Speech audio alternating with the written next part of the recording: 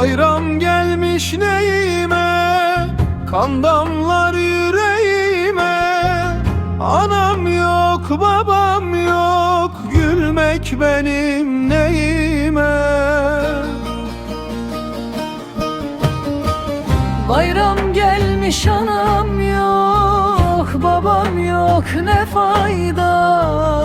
Gözlerim yollarda kaldı, ne fayda.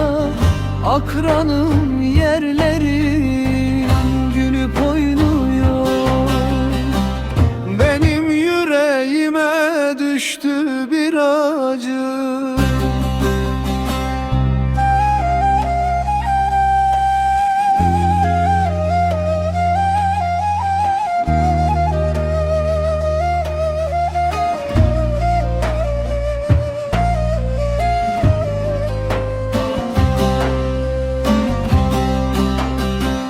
Gözümden akan yaşlar bahar seli gibidir. Sılamdan uzak kaldım, yüreğim yaralıdır.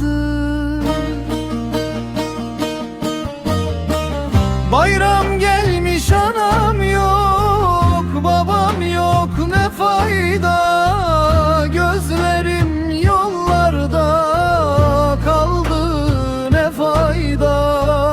Akranım yerlerim gülüp oynuyor.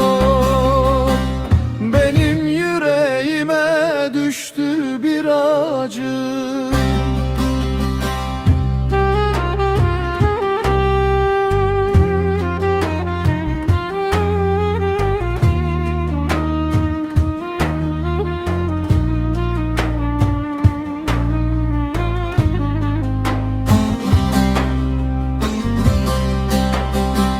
Gurbet elde yalnızım, kimse bilmez halımı.